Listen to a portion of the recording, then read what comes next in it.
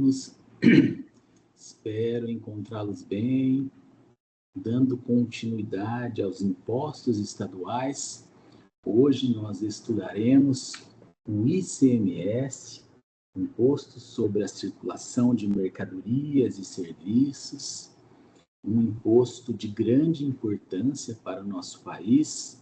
Como veremos, é um imposto que mais arrecada no Brasil e, portanto, de uma significância sem precedentes na história tributária brasileira. Também é um imposto, um tributo, que, em razão dos estados, né, da forma federativa do país, é um imposto que, ao longo de sua história, manteve diversas dificuldades, diversas discussões, dada as chamadas guerras fiscais ou guerra fiscal que ocorreu entre os estados. Para facilitar os nossos estudos, eu vou compartilhar a nossa tela com os slides que a gente utiliza para facilitar o nosso trabalho. Muito bem. O imposto sobre a circulação de mercadorias e serviços, ele está previsto lá no artigo 155, inciso 2 da Constituição, que atribui competência aos estados e ao Distrito Federal para instituírem o ICMS. Como imposto que ele tem como obrigação um fato gerador, independentemente de qualquer atividade estatal prestada pelo Estado ao contribuinte. Em verdade, como a gente diz, trata-se de um tributo não vinculado e o fato gerador para esse tipo de tributo, para os impostos, é realizado pelo contribuinte. Ele, como eu disse, é um imposto de uma complexidade muito grande e, por isso mesmo, existe uma lei de caráter nacional, chamada Lei Candir, que regra o ICMS, visando, sobretudo, a chamada guerra fiscal. O ICMS, ele é um imposto incidente sobre o consumo, não é?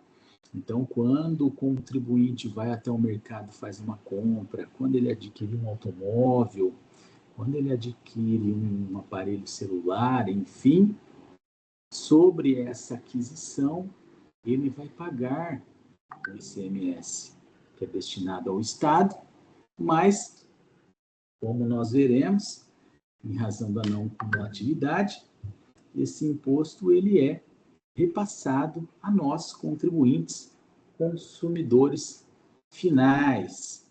Em razão da reforma tributária, o ICMS sofreu uma grande modificação.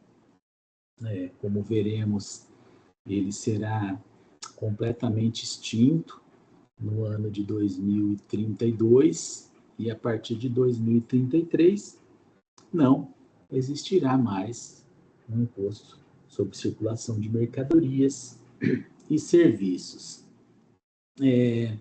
A Constituição Federal, ela atribui aos estados e ao Distrito Federal a competência para a instituição do ICMS, e a finalidade desse imposto ela é predominantemente arrecadatória e, portanto, fiscal. O objetivo do Estado é arrecadar valores para implementar as suas obrigações. E muito embora ele tenha esse caráter fiscal, esse caráter arrecadatório, a Constituição permite, não é, que ele seja seletivo em função da essencialidade das mercadorias e dos serviços. E, portanto, o ICMS ele pode ter uma alíquota inferior para aqueles produtos essenciais, produtos e serviços essenciais, assim como ele também pode ter a sua alíquota majorada em razão de produtos que causem algum problema à saúde ou ao meio ambiente, tá bem? E, portanto, a primeira característica do ICMS é que ele pode ser seletivo. A Constituição estabelece, lá no parágrafo 2º, inciso 3, que o ICMS poderá ser seletivo. Então, não há uma obrigatoriedade, como ocorre no caso do IPI, que estudaremos. Não. O ICMS, o Estado poderá tratar de alíquotas menores ou maiores em razão da essencialidade dos produtos e dos serviços, tá bem? Então, podem ter alíquotas majoradas, né, o ICMS dos estados, para produtos como bebidas alcoólicas, derivados do tabaco, enfim, e também eles poderão ter alíquotas reduzidas para aqueles produtos da cesta básica, por exemplo, tá bem? E uma segunda característica é a não cumulatividade. E, portanto, a cadeia que se desenvolve até chegar ao consumidor final, para cada etapa dessa cadeia, aquele contribuinte de fato que paga o imposto, ele vai se creditar daquele valor pago para quando ele for devidamente pagar o ICMS, ele faça o abatimento daquele valor pago. Tudo bem? Então não se acumula, né? Ao longo da cadeia, cada etapa da cadeia que recolhe o imposto, ele serve daquele valor como um crédito, que ao final será amortizado do valor final a pagar, tá bom? E esse valor que vai sendo adicionado a cada etapa da cadeia, não é? E aí se insere a diferença de lucro entre as etapas, se aumenta o valor, evidentemente que o imposto também será um pouco maior, mas a cada etapa dessa cadeia, aquele que paga o imposto, ele servirá desse valor de crédito para amortização no futuro, tá bem? E agora, nós entramos naquele primeiro critério da regra matriz de incidência, né? Que são as hipóteses de incidência, o fato gerador do ICMS. E o primeiro deles é a circulação jurídica da mercadoria. Isso significa dizer que quando há uma circulação da mercadoria que passa de uma pessoa para outra através de um ato jurídico, não é? Quando ocorre essa circulação, considera-se ocorrido o fato gerador do ICMS. E também ocorre o fato gerador do ICMS no transporte intermunicipal e interestadual. Como eu brinco, né? É o Andorinha, o ônibus Andorinha, portanto, e ele ultrapassa os limites do município, não é? Aquela empresa, evidentemente, paga o ICMS e também uma outra brincadeira que faço, os serviços de comunicação, né? O Plim Plim é a Globo, não é? Então, as prestações onerosas de comunicação, por qualquer meio, gera o dever de pagar o ICMS. E, por fim, a importação, não é?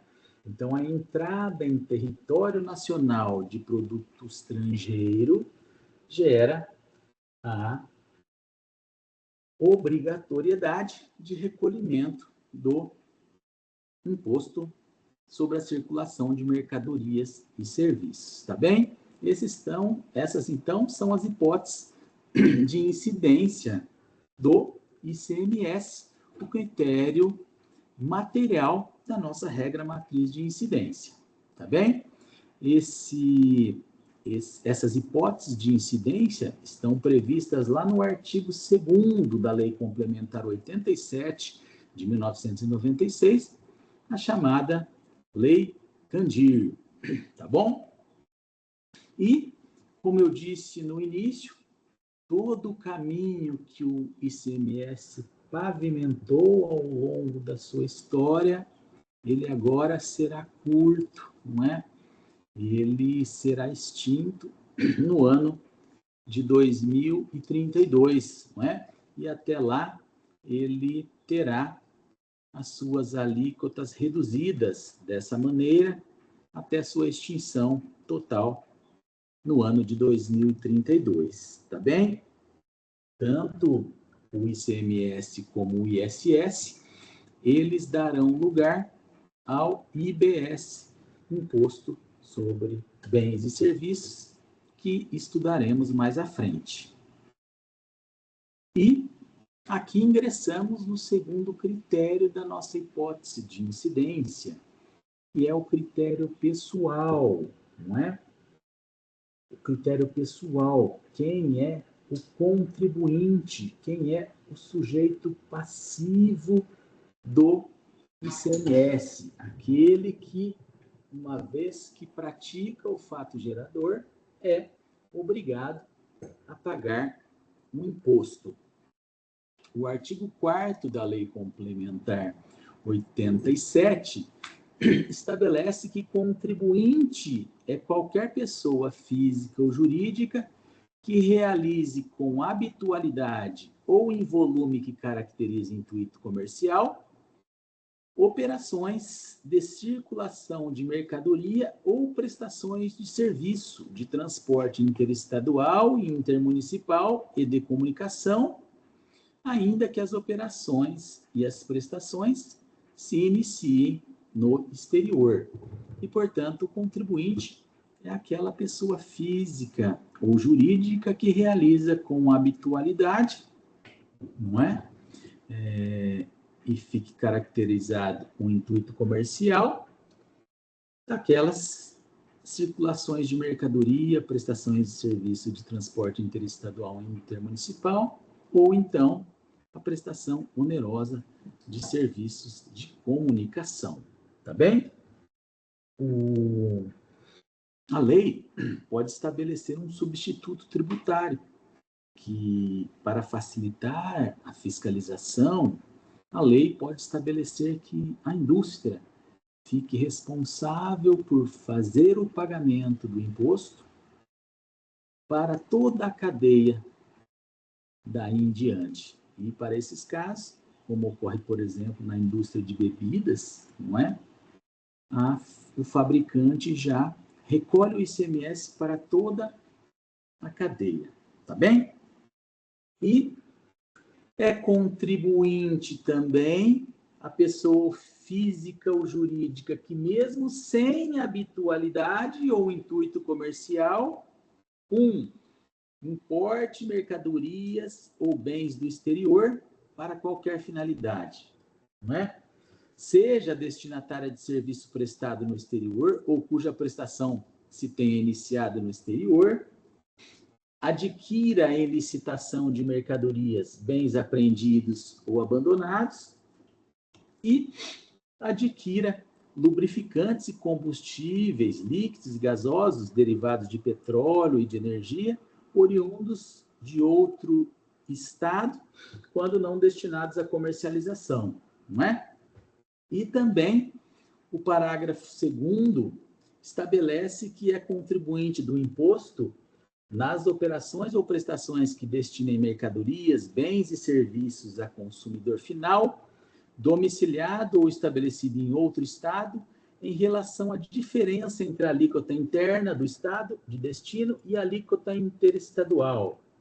E aí, para este caso, é o destinatário da mercadoria, do bem ou do serviço, na hipótese de contribuinte do imposto, e o remetente da mercadoria quando o destinatário não é contribuinte do imposto. Esse é o chamado DIFAL, que a gente vai estudar mais à frente, mas significa dizer que quando nós adquirimos um produto de outro estado, o que ocorre?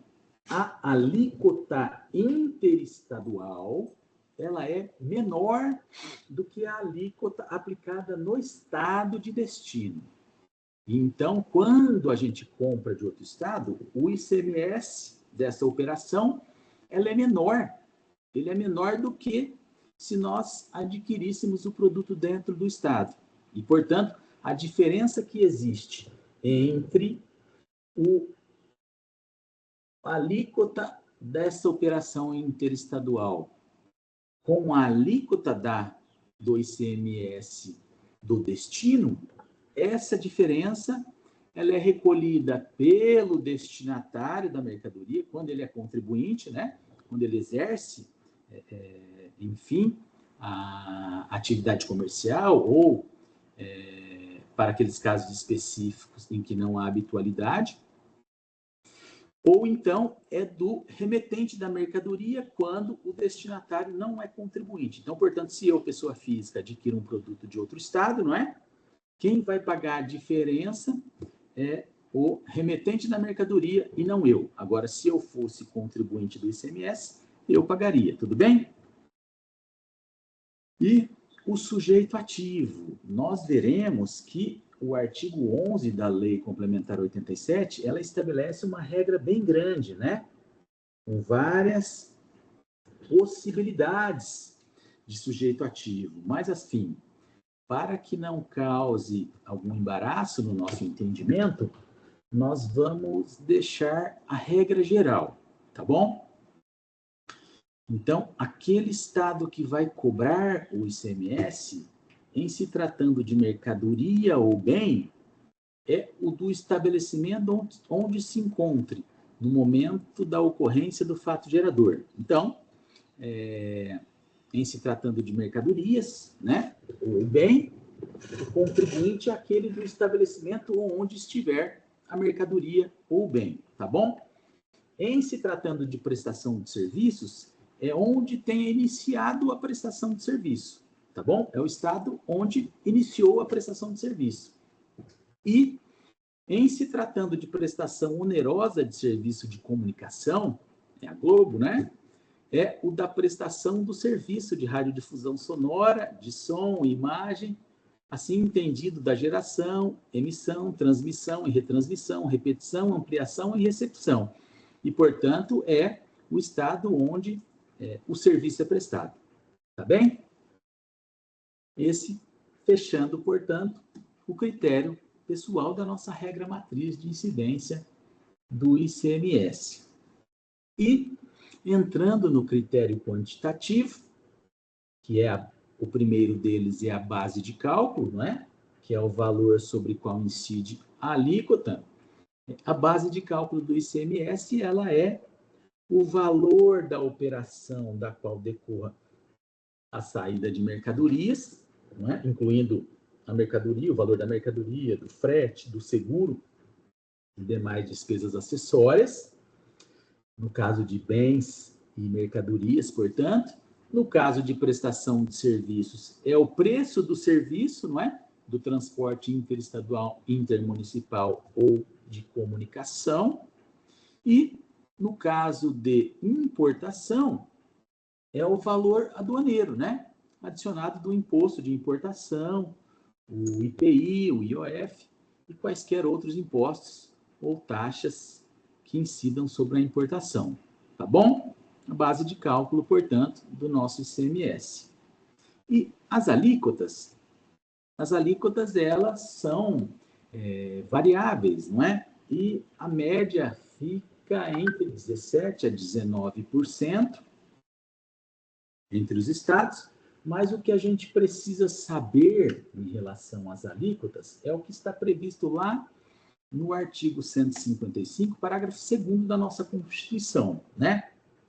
Que essas alíquotas, elas são fixadas por uma resolução do Senado Federal de iniciativa do presidente da República ou de 1/3 dos senadores, e essa resolução deve ser aprovada pela maioria absoluta dos membros do Senado, quando aplicáveis às operações e prestações interestaduais e de exportação. Então, quando, em relação às alíquotas interestaduais entre estados ou de importação, essas alíquotas são fixadas pelo Senado Federal, não é?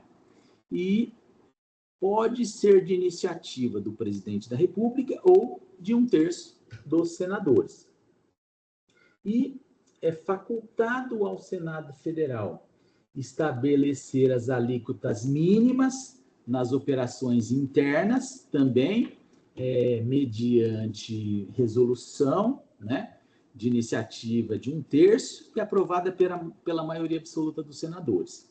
E também fixar as alíquotas máximas nas mesmas operações para resolver conflito específico que envolva interesse de estados, também mediante resolução, só que aqui de iniciativa da maioria absoluta e aprovada por 2/3 dos seus membros. Tudo bem?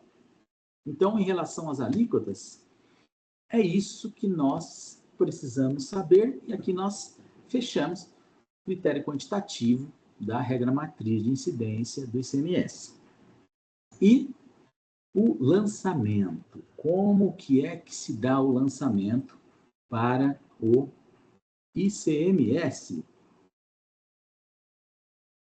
Nós aprendemos que o lançamento pode ocorrer de ofício, por declaração, quando o contribuinte presta as informações, não é? E aguarda a homologação, ou por homologação, quando o contribuinte já presta as informações, já calcula o valor do tributo e já efetua o recolhimento, né? Então, para o caso do ICMS, é essa última hipótese.